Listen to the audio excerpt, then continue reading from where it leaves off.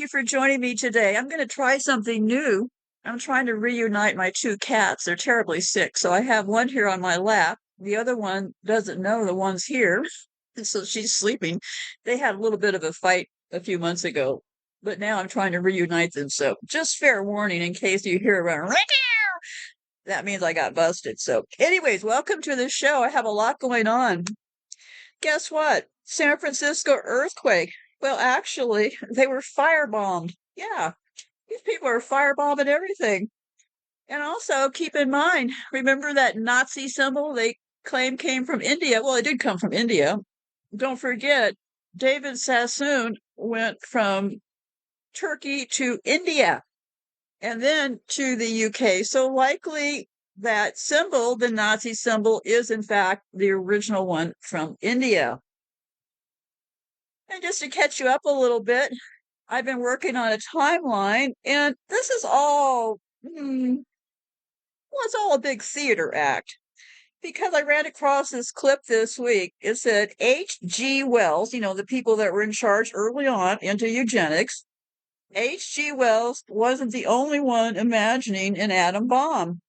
This person found this science fiction book from 1930 called The Last and First Men, and it has a chapter on a world war against Germany, the British, French, and Chinese, along with some German dissidents.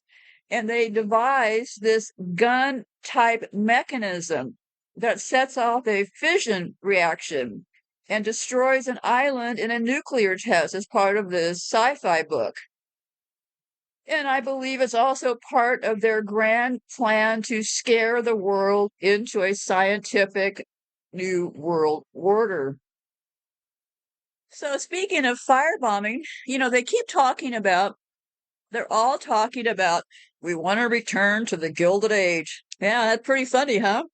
The Gilded Age. Well, the age when the people were so poor they were sleeping in doorways and the rich were hobnobbing around. Yeah, those were the days, weren't they?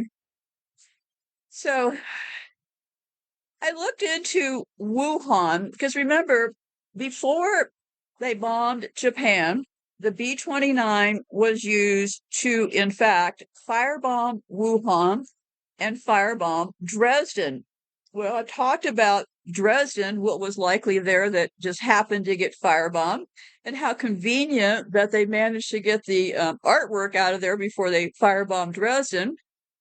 So what was in Wuhan? Don't really know, but they say it's a 3,500-year-long history. Wuhan is one of the most ancient and populated metropolitan cities in China.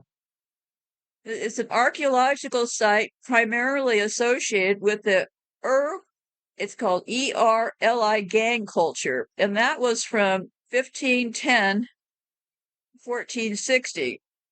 So that is what happened in Wuhan. So likely a lot of old stuff was getting buried. And remember, the U.S. bombed Wuhan because they were stationed over there because they were bombing Japan from a Chinese airbase location. And I'm also going to be talking about San Francisco. We can learn from their past behaviors. According to the Times, they say in its face, the earthquake in San Francisco was a colossal and uncontrollable act of God, which stole thousands of lives. When you pull back the layers of the official story, though, you can uncover a nightmarish fiasco of human errors, from poor building decisions to the decision to combat fires with dynamite. I've talked about that a lot in the past. What they were doing is their historians went back and took another look, and they were pretty alarmed to find out that they were throwing dynamite into the flames. Well, this was not human error. This was, in fact, on purpose. And also to implement a shoot to kill order, to the horrendous bigotry and xenophobia that pervaded the entire sequence of events. So he went on to say, for such an immense catastrophe, the official death toll of the San Francisco earthquake of 1906 seemed, for many years, weirdly small. Only 478 people, according to the Los Angeles Times. Now, yes, 478 people is sure a lot of people, but considering that the earthquake and its resulting firestorms, hear that word? Firestorms,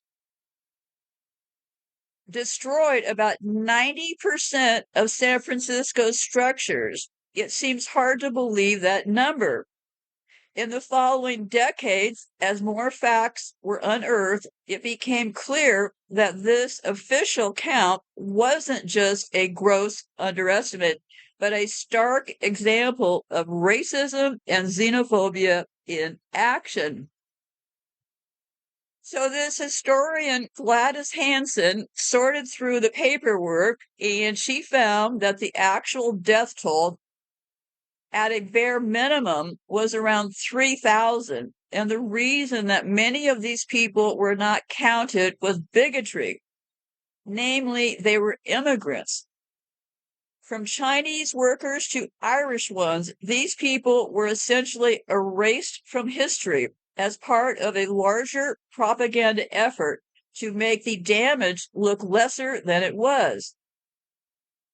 In particular, no casualties were reported from San Francisco's former Chinatown district, which NPR estimates had housed a population of around 14,000 in densely packed blocks. Anti-Chinese prejudice in San Francisco was a huge problem at that time, and these struggles would only continue after the earthquake left its mark.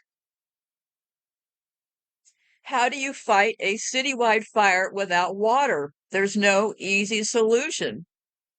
The Army's decision to attempt to stop the flames with dynamite has been a source of fierce debate over a century and is generally perceived as not having aged well.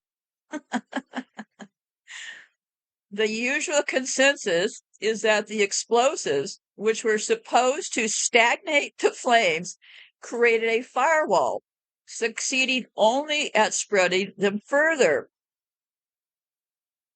Now, I'm going to go on a limb here and say that in Japan and all these other places, we know for a fact Wuhan was firebombed. We know that Dresden was firebombed. And why do I think San Francisco was firebombed? Well, because this week I ran across somebody in the blog world who is very smart. And what they had are pictures. They were tooling around through the San Francisco earthquake pictures. And yes, in fact, all of those burn marks look exactly like Japan. This was done using thermite. Likely, remember, I wasn't there, but I don't think you were either. But here's how it likely happened. You sprinkle around some thermite. They did the same thing in Lahaina. And whenever they bring out the thermite, they always bring out those crazy direct energy weapon deals. This is not direct energy. Stop giving them so much credit. This thermite stuff is cheap. It's easy to use. It's highly flammable. It was actually through some people in the blog world who tested the things on 9/11. It was actually also found at 9/11 because of the way thermite burns. So yes, 100%, I'm now sure that San Francisco was also firebombed. So because what I did was I read this person's blog and I looked at the pictures and I, whoa, that looks just like all these other firebombing locations, right? Well, so then I went and looked back at the historian to see what they were saying. Well, they're claiming that these bricks and stuff created a firewall by throwing dynamite into the flames. They went on to say this choice has been made out of desperation, according to San Francisco Gate, and was performed by untrained crews, since the city's resident explosives expert, Fire Chief Dennis Sullivan, had been killed in the initial earthquake. The dynamite efforts swiftly became a fiasco, from using the wrong powder to a supervisor being drunk. And as the flames grew faster and hotter, both soldiers and firefighters were forced to flee. As was later written by author Jack London, a survivor of the catastrophe, dynamite was lavishly used, and many of San Francisco's proudest structures were crumbled by man himself into ruins, but there was no withstanding the onrush of the flames. Terror on the streets of San Francisco as a shoot to kill order. What happened was people were told, pack one bag, get out now. And they showed up with guns. They were forced out by armed troops. So, yeah, I'll be talking more about this murder business because we have this idea that murder seems funny. You mentioned murder in this country, and people joke, was it the CIA? Ha, ha, ha, ha. It is not anything funny, okay? So, although I'm kind of laughing because it's so insane, right? Here we are on this game board, and the smallest group of people, meaning the elites, are kind of out to murder the rest of us. So, okay, let me get back here. So, terror on the streets of San Francisco as a shoot to kill order is put into effect. As if the situation wasn't deadly enough, once federal troops got involved, martial law was implemented. To prevent looting, Mayor Eugene Schmidt, keep that name in mind, Mayor Eugene Schmidt, authorized an official shoot to kill order, allowing the use of deadly force against any and all persons found engaged in looting or in the commission of any other crimes. The consequence of implementing the shoot to kill law, which for one, the mayor was not legally allowed to order, was swift, violent, and even messier than expected. It certainly increased the death toll, but according to their Bancroft Library, it's unknown how many people were shot or under what circumstances, though the National Park Service now estimates there were anywhere from a dozen to 100 instances. As for the unreported killings, they remain a mystery. So this is how psychopaths respond to events. Now, keep in mind, the San Francisco earthquake was also a fight against water because they wanted to get water from Hetch Hetchy. What they wanted to do was they wanted to flood a part of land called Hetch Hetchy, and it kept getting voted down. Well, after the San Francisco earthquake, it got approved. Hetch Hetchy was more beautiful than the Grand Canyon, and these people flooded that entire area to provide water for San Francisco because they said, yeah, if we would have had Hetch Hetchy, San Francisco wouldn't have burned up. Well, yeah, I'm pretty sure that San Francisco would have burned up no matter what. Because that person I mentioned, that Schmidt person, what's his first name? The mayor. Okay. The mayor Schmidt was, let's see here. Schmidt was the mayor of San Francisco. San Francisco was basically 100% full stop run by criminals, okay? The Schmidt person who was the mayor was in trouble and getting voted out. But surprise, surprise, after all of this chaos, he managed to keep his business, his job. So, yes, we've always been run by criminals. It's about time we kind of wakey our ideas, right? Stop thinking, yeah, that was 100 years ago. Really? Let's take a look at what's going on right now. Let's just take a quick look right now. Galveston, I'll be talking about that. Galveston is still the biggest hurricane that ever hit. Why Galveston? Why North Carolina? Why all this stuff? Spain is also facing weather, floods, and rain alerts all across Spain. An emergency alert has been issued over a possible rupture of the dam at Castellan province due to high water levels by this week's storms. What they say is this: they don't cover people for flood insurance. This is where it's going to get tricky. Who decides about floods? Well, the criminals at FEMA decide what is a flood zone and what isn't. Clearly, in the past, the mountains would not be considered a flood zone. We think more along the lines of the Florida coast, right? Well, in order to what happens is they have all these deadly dams, and I've done shows about dams, so I'm certainly not going to get into a big deal about it now. Dams 100% are there as a weapon, okay? So in order to keep that dam from bursting, let's say you get hit with some rain, which happened there, right? So in order to keep the dam from bursting, they have to release water. What happened in this region?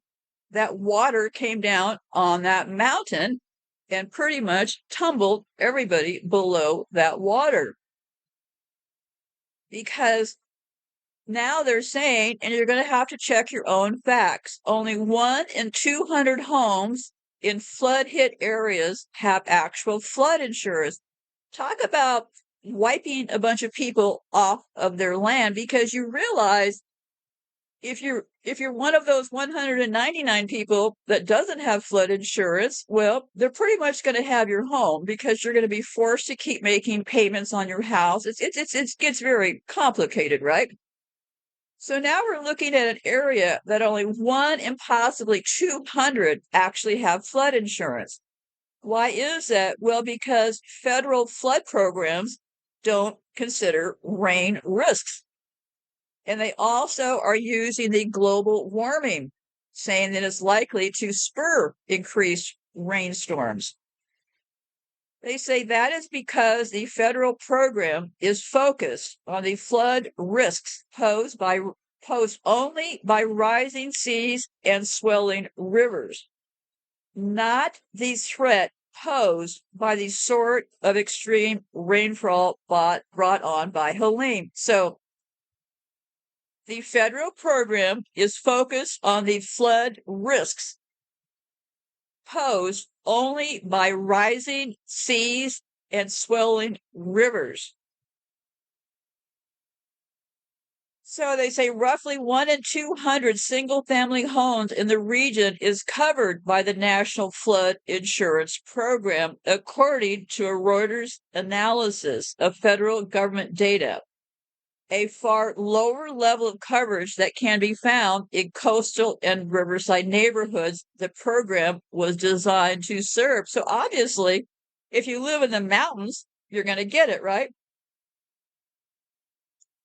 Private insurers generally do not offer flood coverage.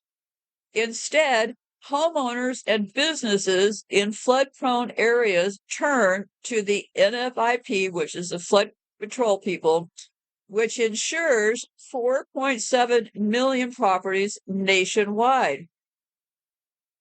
The mismatch between coverage and exposure is especially stark in Appalachia, where rainfall, not ocean waves, poses the biggest flooding threat, and the steep mountainsides funnel rainwater into narrow river valleys, said this climate specialist. The Appalachian region actually becomes the poster child for unknown flood risk across the country, he said.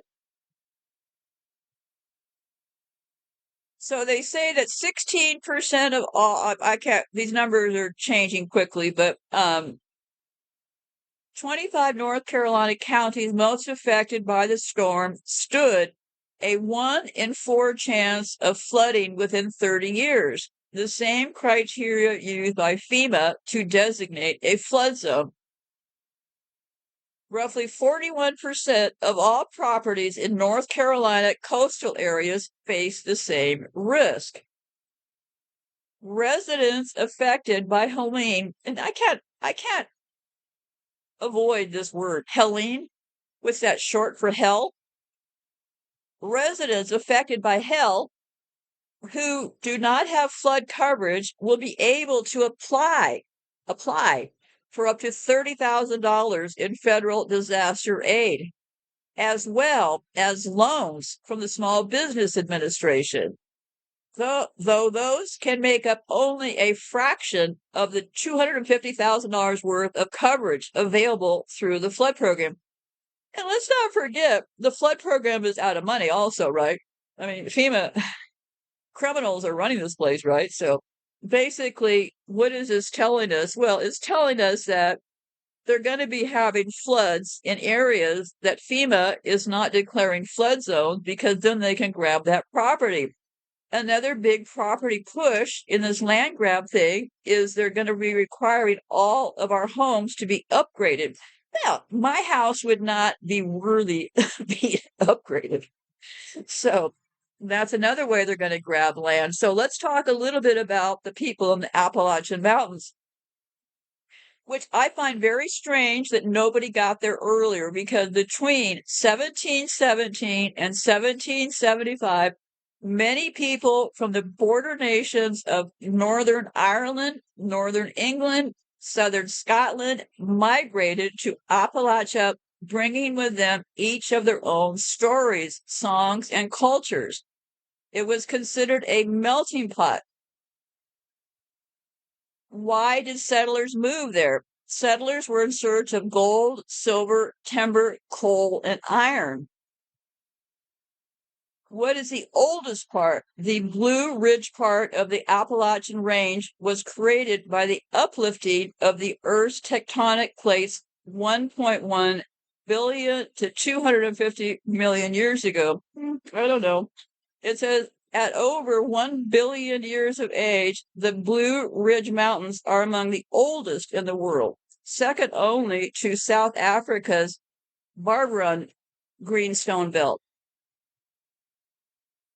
Who settled first? Native American hunter-gatherers first arrived. They say 16,000 years ago. The earliest discovery, blah, blah, blah. Okay. They say there's some scientists claim it is a pre-Clovis culture, some other culture of people. Is it? Well, I don't know. I guess if you're getting paid to come up with new history facts, you kind of start stretching your imagination, right? Also, you will hear in Appalachia the slang. What is a holler? That's Holler. A common definition of the word is to yell, shout, cry, call, reach out, as in give a holler. However, a holler can also be a place. A holler is more commonly called a hollow outside of Appalachia.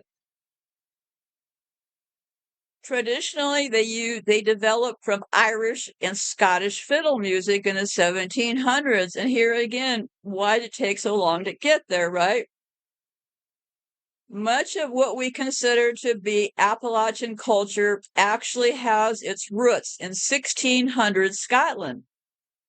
At the time, King James I was attempting to solidify his rule over Ireland and encourage the spread of Protestantism in the primarily Catholic country. Makes some sense, right? This is also about the land grab, and what they're going to be doing is using mineral mapping. I believe that area that just got hit by Helene, in that area of North Carolina, where they have those mines that Elon Musk has his eyes on, there's a lot under those people's property that could possibly mine out of there. And they're mining the whole world, because in combination with Geoscience Australia and the Geological Survey of Canada, formed the Critical Minerals Mapping Initiative in 2019 to combine expertise and collaboratively conduct research on critical mineral resources. When we think of Appalachia, we think more of coal, right? Coal mining is the largest mineral industry in southern Appalachia, although magnesium, zinc, lead, copper, pyrite, marble, feldspar, kaolin, and mica are also mined or quarried. Large-scale coal mining began in the late 1800s, boomed during World War I, declined during the Great Depression, and then boomed again during World War II. Ask most Americans what they know about coal in central Appalachia, and they'll tell you it's a dying industry, one that U.S. President Donald Trump famously vowed to revive during his 2016 election. We're going to put those miners back to work. We're going to get those mines open. I see over here a sign. It says, Trump digs coal. It's true. I do, he told a rally in West Virginia. You're going to be working your asses off. But the idea that the region's coal industry is dying is not quite true. Because another thing, they haven't figured out a way to get off coal, right? They're going around. I have a show that hopefully I'll get to record soon that Bill Gates and Buffett are going around and reviving old places to conduct. Yeah, it's turned into a horror show. But anyway, so why did people in that area get so poor when they had so much coal and stuff in the region, right? And I found the answer. For much of the 100+ years of its existence, the industry has been on a kind of artificial life support, as state and federal governments have directly or indirectly subsidized coal companies to keep the industry afloat. And here's how it worked. The experiment underway in central Appalachia began with subsidizing coal by suppressing household wealth. To the local politicians who sponsored this strategy, the idea was that making conditions favorable to outside corporations would develop the local economy, creating jobs and enriching residents. Even more remarkably, the region fares much worse on all of these measures when compared to Appalachia as a whole, a span of country that reaches from eastern Mississippi to upstate New York. Well, what they did was they discounted the coal, right? So that means they could pay the workers less, and they got them to focus on coal. And so when the coal left on those trains, that was the only product they really had. So I'm going to talk a little bit about these dates. I keep circling around the 1800s and this idea of this Gilded Age. And I'll also, in a minute here, be talking about Galveston. Galveston sounds a lot like what went on right now with Helene. And it's always good to check what their patterns are. Because, for example, they claim that during the Gilded Age, that they built all those homes. Well, they couldn't have built all those homes, okay? They also claim that they built all those huge stores, these huge luxurious shops that were built during the Gilded Age. I don't believe those stores were built during the Gilded Age. They were likely there before, because here again, you run into the same issue. How did you build those stores with horse and buggy, just like you supposedly built those houses? That doesn't work out, right? They easily could have taken another big fancy building and turned it into a department store, right? It could have been a house, big fancy house, and then they turned it into Bloomberg's or some huge fancy department store, right? Because what they say, the reason this era keeps my attention is this. The Gilded Age came crashing down with the panic of 1893, which set off an economic depression that ushered in the sweeping reforms of the progressive era. And we have people now on the Democratic side claiming that they're progressive. I really think it'd be a good idea, before you label yourself something, to understand what it means. I've spoken in the past about the progressive era. So allegedly, these people, all of a sudden, they're living in these huge houses, right? All of a sudden, they got these huge houses. Somehow, the people have disappeared that own the houses. They're converting some houses into big, huge department stores. And what happened during the progressive era? Well, it's not all fun and games like people think it is. Just as a recap, during the progressive era, academia hastily adopted the inhumane pseudoscience of eugenics, and its results on the world were devastating. So it kind of has to be then, right? They land on these homes, big opulent homes. They're kind of gutter pigs themselves, right? I mean, I'm going to be frank about this. These people are creeps, okay? So they land on all these fancy homes. They start buying themselves all these fancy clothes and cars. But this is what it's really about. Academia hastily adopted the pseudoscience of eugenics. The influence of the Boston Brahmins in New England can explain the fervent adoption of this malignant belief. This elite and well-educated class of white Anglo-Saxon Protestants reeked of pomp and snobbery. From about 1890 through about the 1940s, the progressive era, anyone who was anyone believed in eugenics.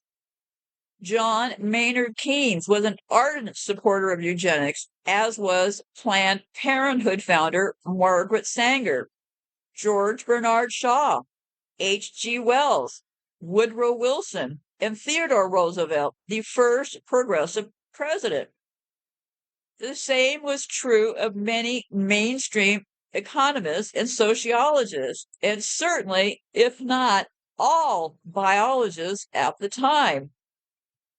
So, from the Fabian socialists in Britain to the progressives in America and many others in between, eugenics was widely accepted and championed. Indeed, it was considered their ultimate social engineering program. Many of our biological theories developed at the time were developed with the idea of eugenics in mind. The same is true of many great social programs. It was only when Hitler came along and adopted eugenics and actually applied the full logic of that worldview that eugenics was discredited. However, while progressives abandoned eugenics and later twisted history around and falsely argued it was conservatives and classical liberals who supported eugenics, they continue to support many of the ideas for which eugenics was a foundation. So, a couple things. I've been working on this timeline, and things just keep rolling around that 1800 time frame. We got those orphan trains, 1854 to 1929. We got the Gilded Age going on. Then we get the Civil War, 1861. Those Crusades, that cleansing in 1864, nearly 400,000 people were believed to have died. They cemented over that whole area in Russia where the Circassians' last stand was. Those were the white people. And what I didn't know at the time, the Circassians were predominantly Muslims. So they were white Muslims living over there in that region around Russia, which the Tartaria people are too complicated. But anyway, but look at this date. The Circassians get cleaned out in 1864. That's when all those kids ended up on trains and stuff, right? The Gilded Age was actually 1866 to 1900. What happened in 1900? Well, Galveston had a huge, huge hurricane. Before the hurricane of 1900, Galveston was considered to be a beautiful and prestigious city and was known as the Ellis Island of the West and the Wall Street of the Southwest. However, after the storm, the city's population on the natural harbor of Galveston Bay along the Gulf of Mexico made it the center of trade in Texas and one of the busiest ports in the entire nation. With this prosperity, they claim because they were so prosperous, they were complacent. They said that as residents believed any future storms would be no worse than previous events. But that's not how it worked out. Supposedly, they were warned that the hurricane was coming and they ignored it. Well, they were on an island. I mean, what could they really have done, right?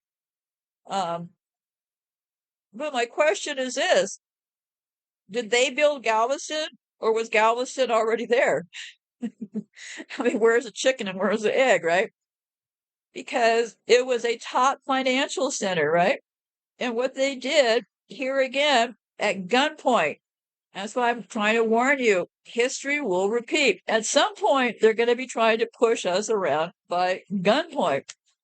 So what they do during Galveston, well, what they did was the dead bodies were so numerous that burying all of them was impossible.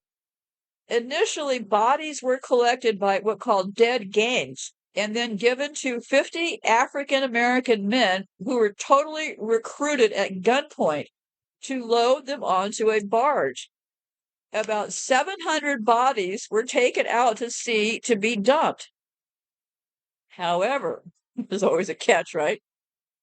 These people, I hope this also informs you about what horrible planners these people are, right? If you think they're going to bail you out anytime in the future, I hope you come up with a different plan.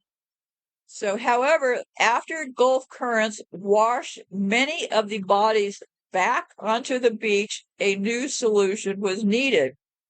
Funeral piles were set up on the beaches or wherever dead bodies were found and burned day and night for several weeks after the storm. The authorities passed out free whiskey to sustain the distraught men conscripted for the gruesome work of collecting and burying the dead. While thousands dead and roughly 2,000 survivors leaving the city and never returning, according to this survey, Galveston initially experienced a significant population decline. So between 1907 and 1914, of course, the philanthropists come in, right? And here's the part that gets weird. Why were they worried about these Jewish people? These people from Galveston, they said they created the movement to draw Jewish immigrants away from the crowded area along the East Coast and toward cities farther west, such as Galveston.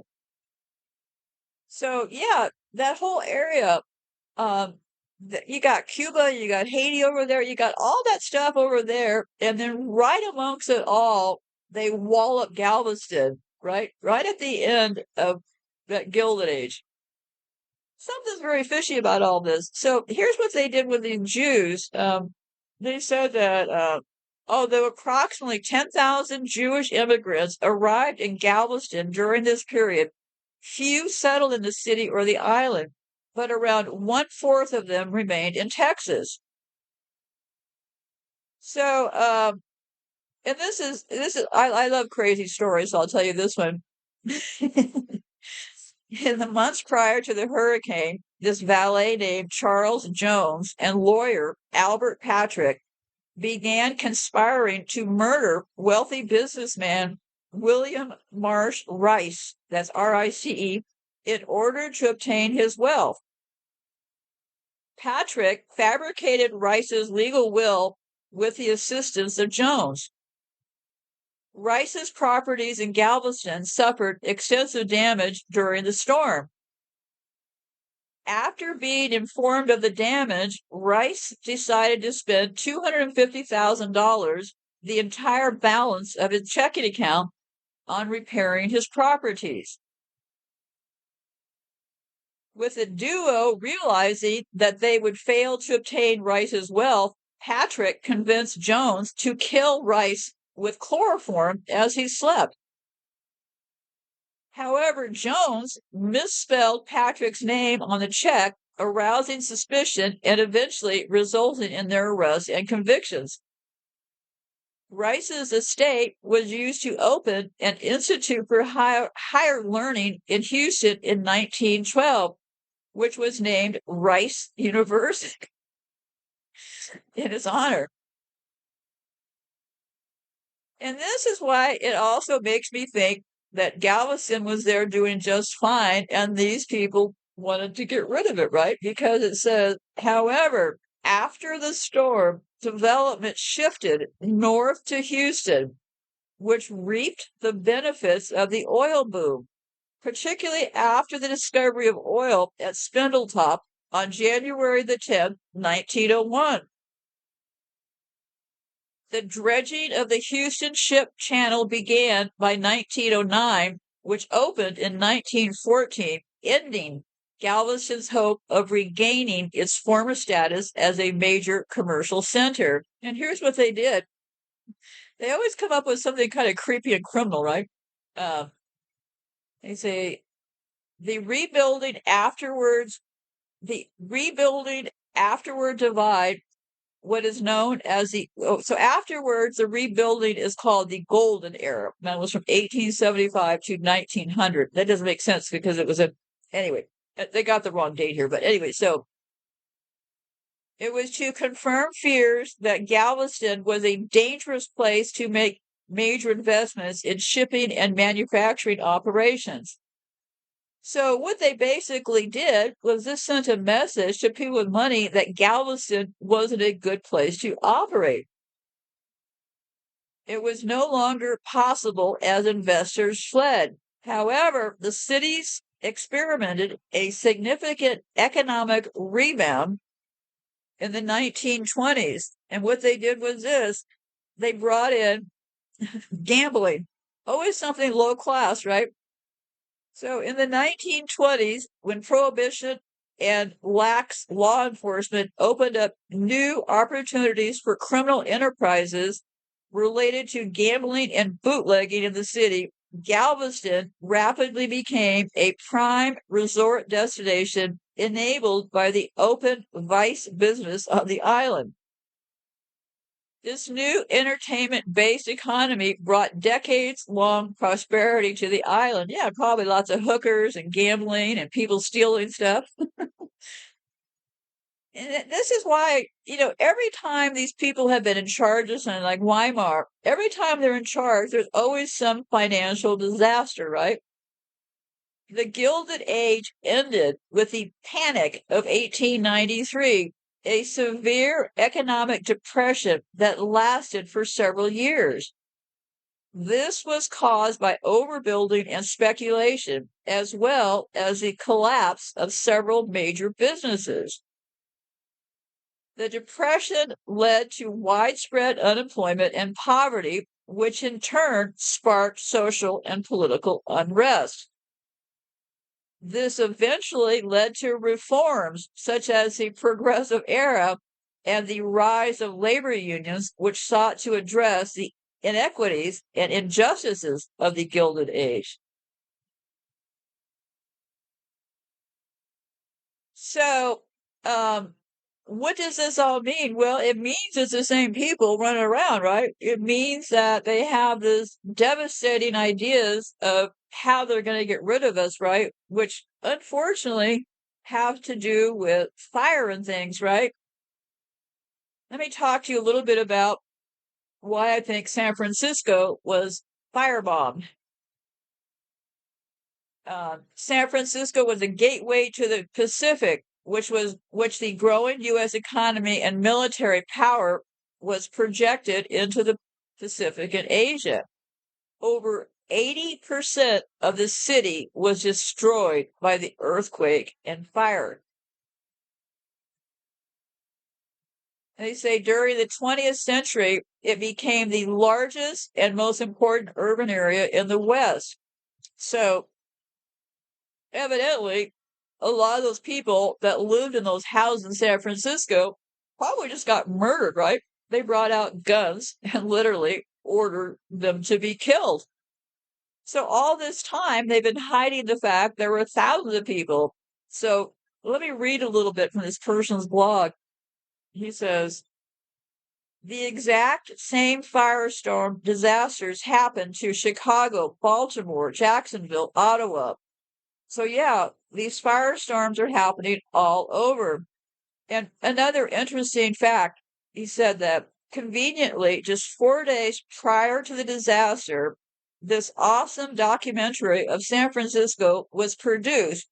And in his opinion, it is nothing more than a stage footage with the same people and objects popping into camera view again and again.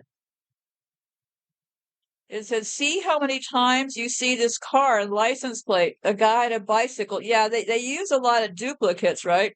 Uh,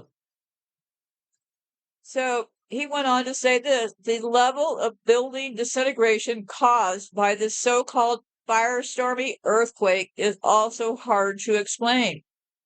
The building's borderline got evaporated, and that is exactly what happens with thermite. And he went on to say, look at the pictures of very heavily bombed during World War II Dresden. And he went on to say, its damages are not even close to those of San Francisco. So there's a lot of question as far as obviously this earthquake. And the person in charge of this earthquake, that Mayor Eugene Schmidt, got reelected twice because there was so much confusion after the earthquake. So all these dates start to coincide. I'm going to have to go over the date part later. Because today I just need to focus on this, how they're making these horrible rain events. All you really have to do, and I found a copy of all of the U.S. patents that they've applied for as far as water. They started applying, because really what we're talking about is simple seeding of the clouds, right? To get more rain to come down. That is a fact, not speculation, right? So you can seed the clouds, get water to come down, and then you start screaming, oh my God, the dam's going to break. And I think that's what they did here in North Carolina. They started yelling, the dam's going to break, the dam's going to break. Well, everybody flew into a panic thinking that whole dam was going to break, right? Well, what did they do? Well, they released the water supposedly to keep the dam from breaking, and that water created the flooding. So what they're doing now, and this is just my opinion, they seem to be focusing on the part about, well, we saved you from the dam breaking, right? Because I think down the road, they probably don't want people talking about how they did water releases, right? If you want to see cases of this, go look at China. China has that Three Gorges Dam. They have been wiping out poor village people in China for a very long time. They usually build these dams where they're poor people so they can just shove them off of their land. They build the dam, and those poor people, where are they? Well, they're living next to the dam now, because if you get kicked off your land and you're a poor person, where exactly are you going to move to? Not too far, right? So the poor people that get kicked off the land to build the dam, they end up living next to the dam, right? So what do? Well, in China, what they're doing is they're doing all of these dam releases. They're not even telling people. They're just flooding entire villages with dam water. Okay, so they started this. I have this list, and I'll publish it down below so everybody can take a look at it for yourself. Starting 1891, kind of a suspicious time, right? They did a patent for the method of producing rainfall. 1914, they did a thing called Rainmaker. 1917, they did some patent for protection from poisonous gas in warfare. 1920, process and apparatus for some other thing. Let me see here. So 1924, composition for dispelling fogs. 1927, process of producing smoke clouds from moving aircraft. 1928, process of producing artificial fogs. 1932, atomizing attachments for airplane engine exhaust. Well, that's where they're hooking stuff on the engine, right?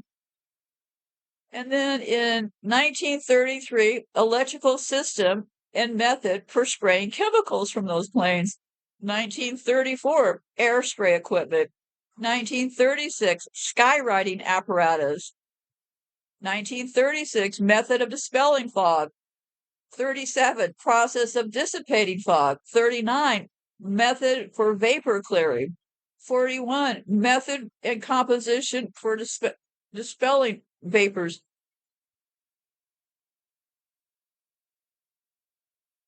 46, airplane spray unit. 1946, smoke producing mixture. 49, smoke screen generator.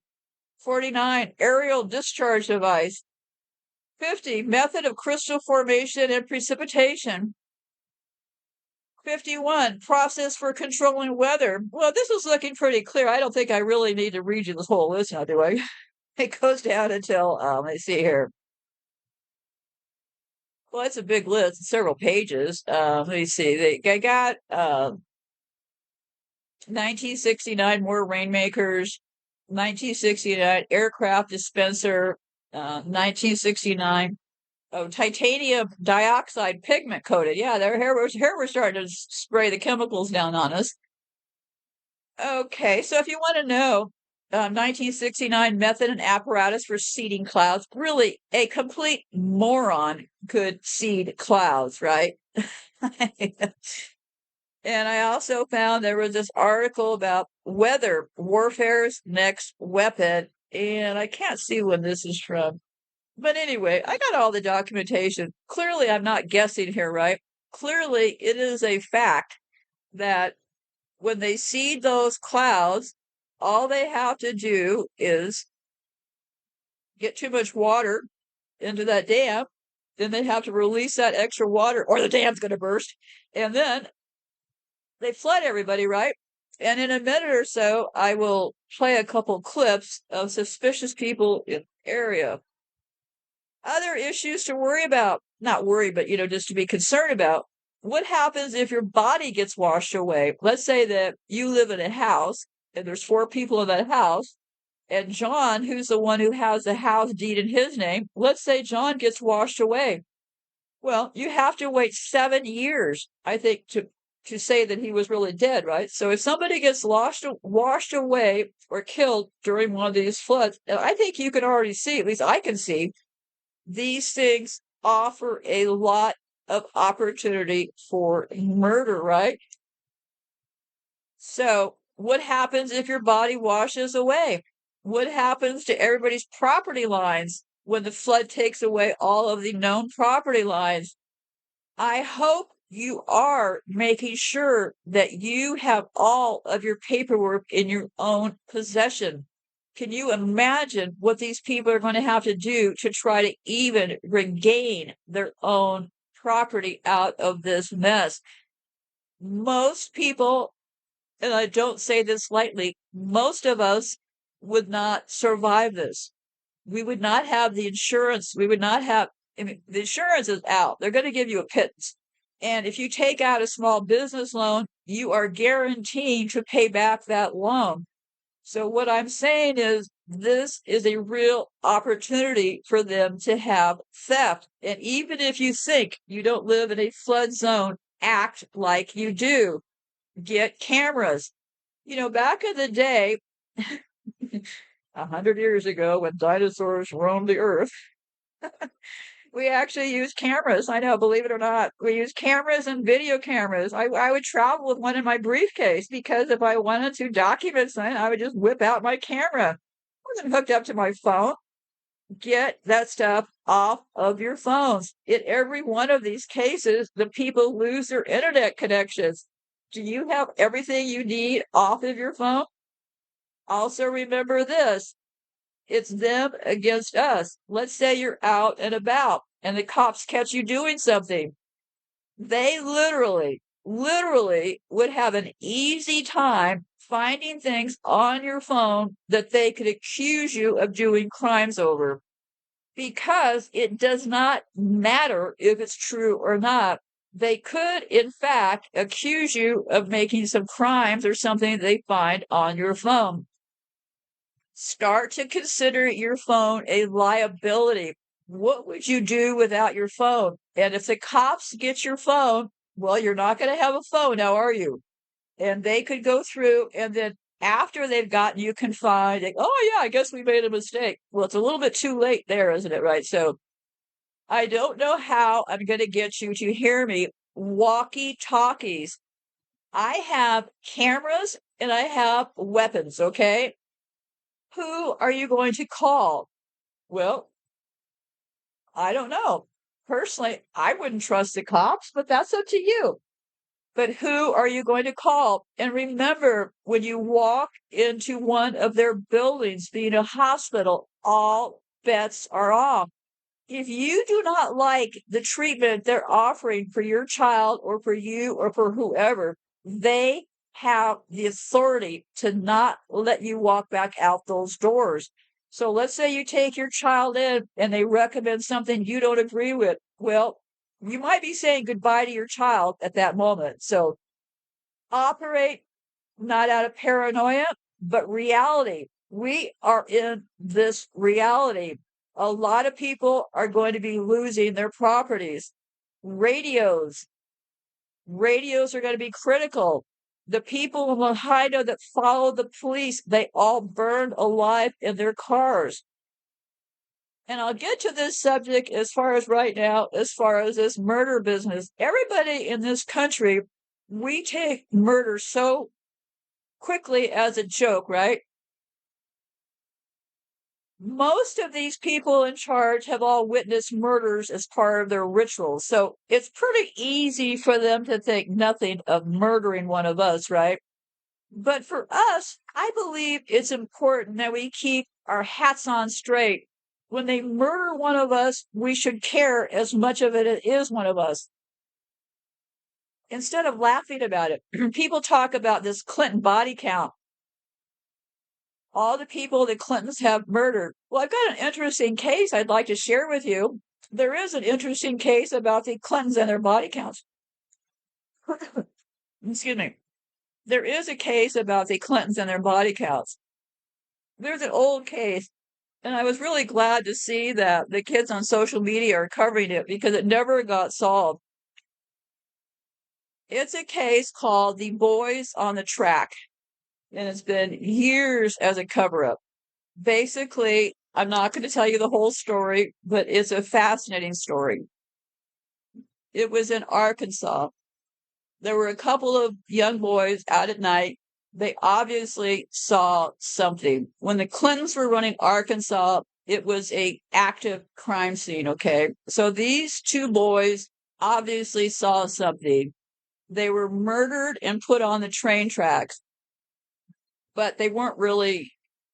They tried to act like, oh, they just smoked a bunch of pot, they were too high, and they were on the train tracks. Well, that doesn't explain how they got covered up with a tarp and all kinds of other things. But the one boy's mother fought for her entire life. She's dead now. But that was because of the Clintons. And I also have a link for you to take a look at if you're interested. I found this list of 71 Clinton associates who died mysteriously or committed suicide before testimony. We're all being gang stalked. I'm being gang stalked in my own home. I'm currently dying from lung cancer and exposure to radiation. It is happening to all of us. It's about time that everybody wakey and start to show a bit of solidarity. It is going around all over the place that people are being murdered for what they're seeing, right?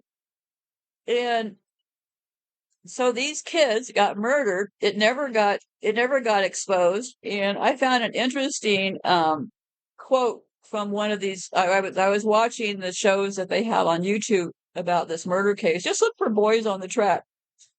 Here was a quote that somebody wrote in the comments. He said, "My mother was shot to death in Arkansas. She was a tiny woman, 5'2", 115 pounds. She was shot with a .44 Magnum accidentally 3 times. Common sense would tell you the first shot knocked her off her feet. Then she was shot 2 more times. 2 rounds hit her heart. 1 hit her lung. But the so-called coroner and prosecutor said it was an accidental shooting. So what's going on is that all around us, I would like to encourage you to stop making jokes. Some of us don't find those jokes very funny. And I think I have more down here below, but I have more about in the last show I did about those snakes. Yeah, it's actually worse than that. It's actually much worse than that. Um, I'll get back to that when I can. I'm also going to be talking about how dams and the buffalo. Do you realize that dams are the reason the native Indians lost their property?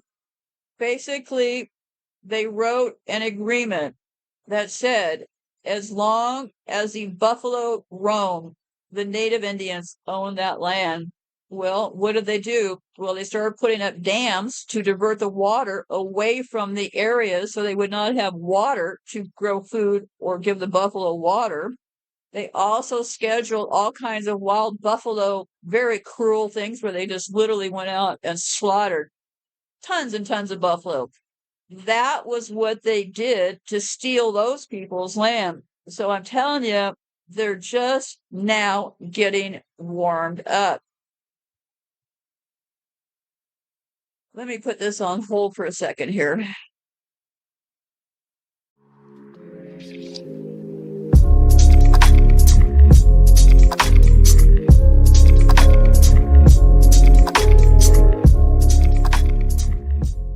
This is what I think I know, and I think they're facts. Fact number one, there's over $300 billion worth of lithium in Western North Carolina.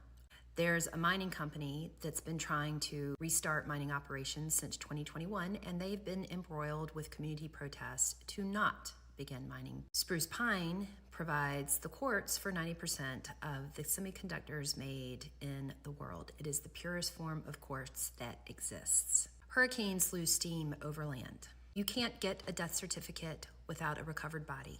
If you don't have a recovered body, it takes 7 years to get said death certificate. Without a death certificate, it is difficult to establish the transfer of assets. People on the top of mountains like at Lake Lure were airlifted out and told that they couldn't get back in for at least a year. That's a lot of time to explore the area if someone were interested in doing so.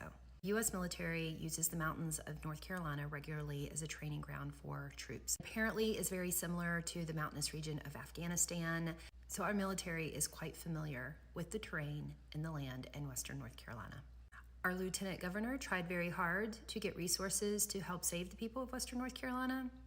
Our governor wasn't to be found for 3 days into the disaster. And then there's this. This woman from Kentucky had a warning for the people of Western North Carolina. I'm from Cadiz, Kentucky. And they're on the tip where the water is, and this hurricane situation going on just brings the memories of the stories my grandparents told me about Golden Pond, Kentucky.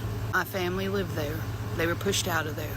JFK signed a bill and land grabbed Golden Pond. My grandparents told me when the water had went down a little bit, it was just like Helene. The water come at such a force, it split the land. They were pulling the bodies from the roofs because people had nowhere to go, and they had to get up on that roof to save themselves, and they starved to death. I'm gonna go off what my grandparents told me happened before I go off what the damn internet tells me. My mama still got the book. They made a book, A History of Golden Pond, and my mama still got it. She takes real good care of it. She treats that thing almost like the Bible. I was raised on top of Siloam Hill my whole life. My family still owns it. I never thought there could be somewhere as pretty until this happened. And watching them mules and them horses walking through them trees. I even messaged my mom. I said, Mom, I never thought there'd be anywhere pretty as where we're from until I saw them mules walking through them hills. And to think that these some bitches wanted their land and just drowned them out. And y'all think that hurricane came in and did all that. The dam broke. That's what happened. And a wall of water and trees come and took them out. That wall, that big wall of water and debris, was because the dam broke.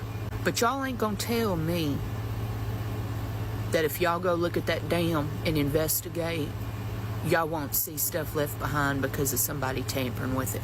Y'all need to be down there investigating. Y'all need to get on your four-wheelers and your horses. You need to go to that dam, and you need to investigate it now. Because the second them some bitches get down there and they're able to remove shit, you'll never have the proof. Y'all need to load up and go help the people who are still at home. Because the second the government gets through them trees, they're going to be taking people's property. And people are going to need help. They're going to need help fighting for their land. It's absolutely gut-wrenching to witness.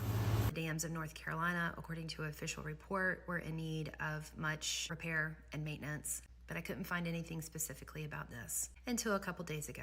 The city of Asheville has known since 2004 that the dam at the North Fork Reservoir was decrepit and inadequate and a lethal danger under flood conditions. They had 20 years to fix it. When the moment of the test arrived, they told us that they had no choice but to open the floodgates and let the water sweep away lives and homes and futures in the Shenandoah River Valley. And then there was this. In a nutshell, 3 dams up in the mountain, 3 different lakes, were at flood levels before the storm hit. And they had to open the floodgates in order for the dams not to break. Because if the dams would have broken,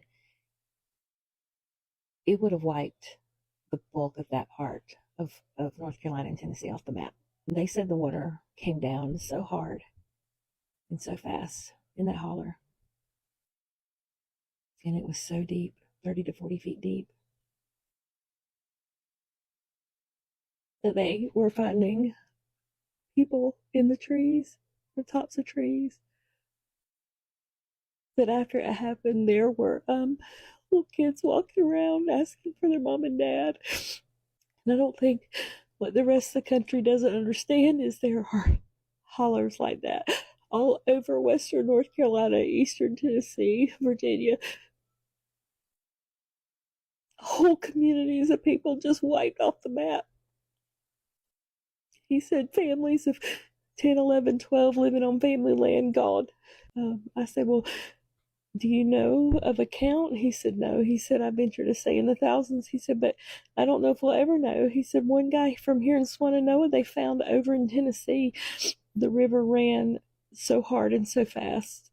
I think we deserve to know the details of why these 3 dams, the floodgates, were opened.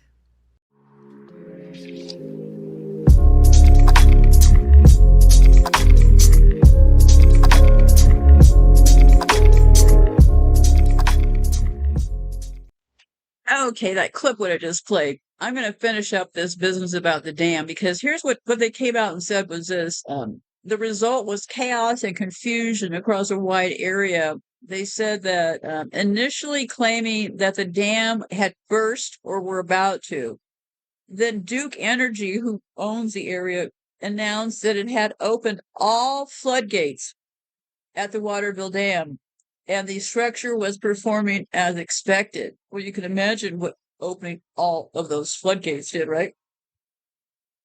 So it's a dam called Walters Dam, and it's like all of the other dams in this country, very, very old and in terrible shape.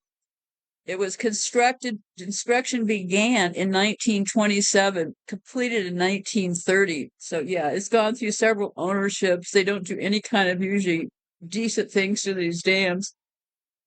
And according to them, they said on September 27, 2024, during an episode of heavy rainfall and severe flooding caused by the U.S. government. No, I'm just kidding. Caused by Hurricane Helene or Hurricane Hell, the dam was reported by officials in neighboring Cook County to have suffered a catastrophic failure. Evacuations were issued for downstream communities. I would encourage you, you should know where are the dams in your area? Where are the power plants in your area? Where are the transformers around your house? You can do a visual search. Go looking for those transformers. Do you have one like I have that's hooked up to a smart meter? Learn your area. Don't just sit inside of your house and think everything is okay. Learn your own area. If you know you've got a dam in your area, then make actions that would be in conjunction with that, right? Like if you know that you've got a dam in your area, then you make plans accordingly. These dams and these transformers are out to get us all. There is no doubt about it. They've even been building these dams on places that have seismic activity. California's Oroville Dam. It was built on, it's the largest earthen dam in the United States. It was constructed on an active fault line in 1950 and was filled in 1968. So, a lot of these dams have issues. Do you know about your dam in your area? They're also saying that engineers in China blame dams for at least 19 earthquakes over the past 5 decades, ranging from small tremors to one near Guangdong province in 1962 that registered a 6.1, severe enough to topple houses. Survey shows that the Three Gorges Dam may be next. They're using earthen dams and they fill them with things like, oh, I don't know, rocks and clay and gravel. The one that they built over in Egypt, I think 9 or 10 people said it can't be built. Then they found the lunatic who said they could build it. They don't care if it's going to last forever. It is a tool of eugenics. That is what it is. So I also looked at Colombia. That is one of the most hydro-dammed river basins in the world, with some dams now over 70 years old. These things are literally falling to pieces. According to the Army Corps of Engineers, the U.S. alone has 91,804 dams across all 50 states. Approximately 65% of all dams are privately owned, while federal, state, and local government agencies own 31%. China has 23,841 dams. That's comfortably over twice the number of dams in the U.S. in second place. The largest dam in the world, the Three Gorges Dam, which brings me to another question. Why does the United States have so many dams? Why do we have so many power plants? If you answered weapons, you'd be correct.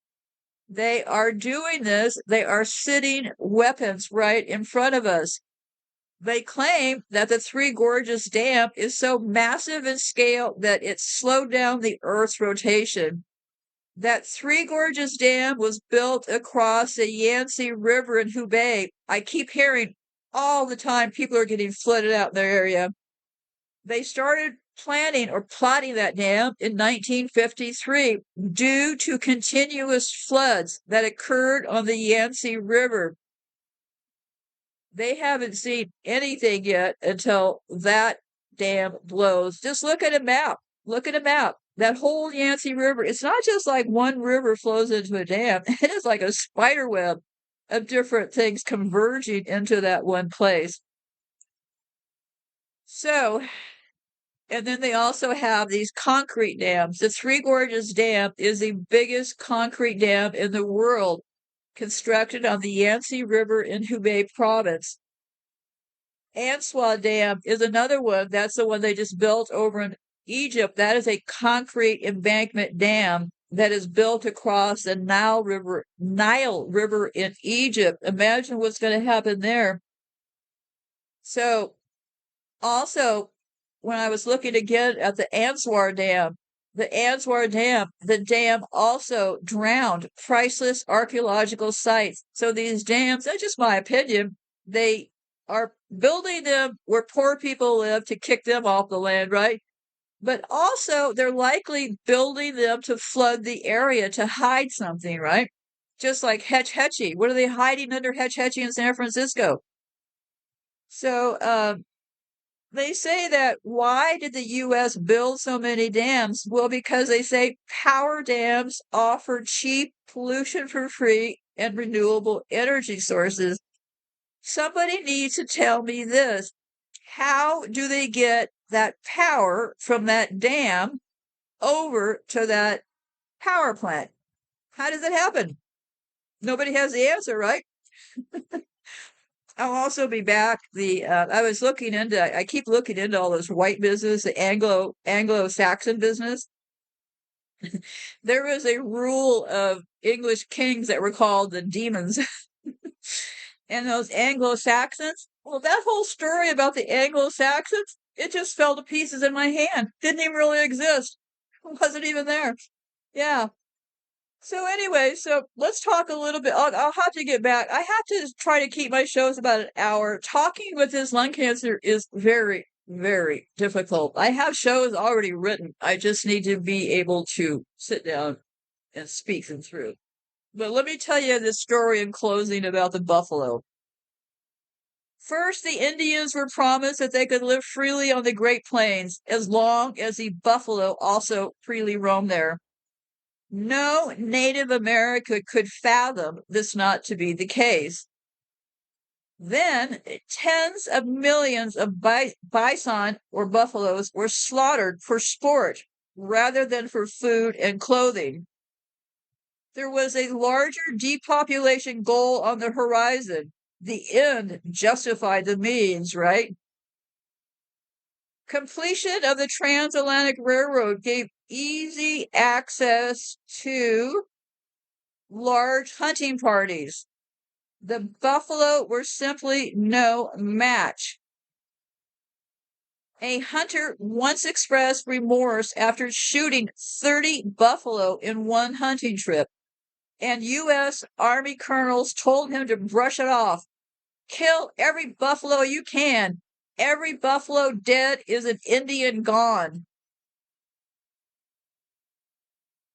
An 1872 government report clearly stated that the dissemination of the buffalo herds must operate largely in favor of our efforts to confine the Indians to smaller areas and compel them to abandon their nomadic customs and establish themselves in permanent homes.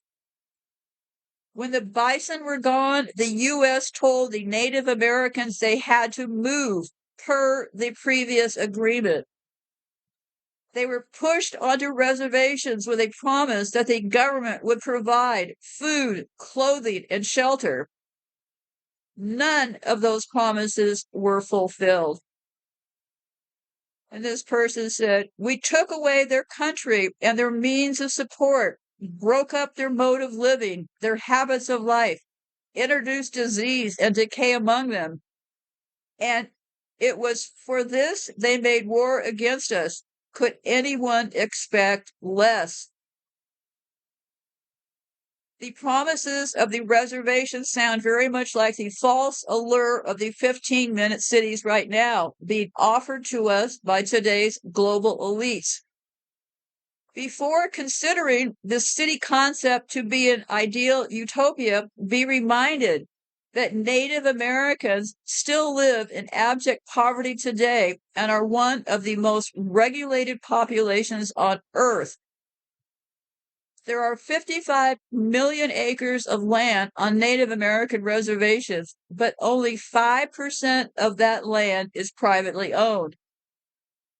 The federal government owns and operates the rest under the guise of the Bureau of Indian Affairs. The Native American poverty rate is nearly double that of the rest of the U.S., with many people living without electricity, plumbing, and other basic needs. Alcoholism and violence against women are rampant. It is more than tragic. The Bureau of Indian Affairs tells it differently, though.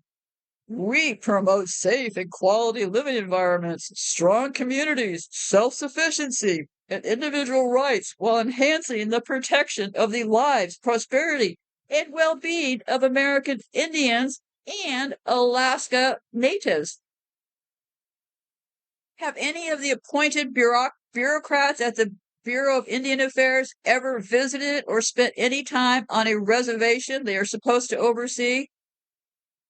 What the U.S. government has done to Native Americans is both genocide and democide, the systematic destruction of peoples based on ethnicity, religion, nationality, or race by the government. These great cultures were made submissive and forced to bow to the strong arm of the U.S. government, surrendering to the reservation system. And as one of the Indians said when they were being moved over to Oklahoma, he said, "We are tired of having our people getting murdered. We went along with it because we could not take any more of our people being murdered." And who are we sounding like? Are we sounding like those Native Indians? Yeah, I think we are. I really think we are. I'll be back with more about this snake business. Yeah, it got worse than that last snake show that I did. Yeah, they're up to something. I have several shows already written and done. I just need to feel in a state to be able to record them. So I hope you're hearing me loud and clear. Be prepared for what is to come. I never would have thought several years ago that I would be now talking to you about cameras and weapons for your own property. What the Russians do is they dash cam it. You can get a good dash cam that do not buy cameras that hook up to the internet. Get yourself a dash cam. Those dash cams will protect you because there's people running all over this country without driver's licenses, without insurance. Protect yourself and your family the best you can. That's why if you log on to YouTube, you can look for crazy Russian crashes because people don't trust the government. So they all have dash cams. So that's where they come up with all those crazy Russian car crashes. So anyway, so if you have a good dash cam, you'll be protecting your vehicles and your family.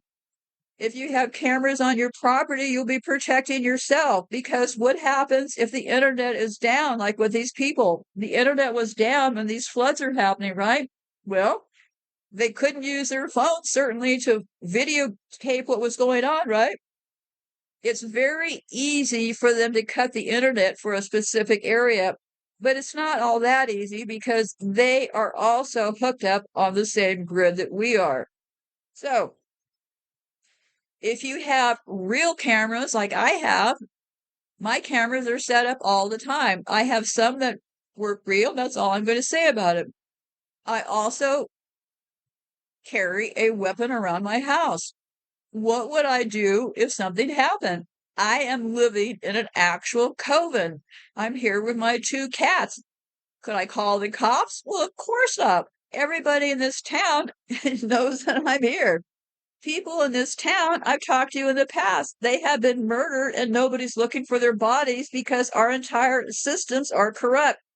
I am encouraging you not to go out and get crazy, but I am encouraging you to at least think about the future. And the future is here now. I never thought that I'd be concerned about having cameras and weapons in my house, but it's actually quite easy. Just get yourself a holster. And then when you go to sleep at night, take the holster off and lay it under the covers with you. Because these gang stalking people, they're afraid of getting shot themselves. So if they're more worried that you have a weapon than they do, then, well, they'll probably leave you alone, right? So I'm in a situation that I can't call anybody. Who could I call? So I have to have my own weapons. So I have to have my own cameras. Be realistic. We are entering into some very, very new uncharted territory for all of us. And even if you're on your own, you think, I don't need any walkie-talkies. I'm just by myself. Well, you may find, if you can afford to pick up a few, you may find that down the road, somebody may be able to help you, and you may be able to have people to share those walkie-talkies with. Start thinking defensively. Take action, not fear. Be safe.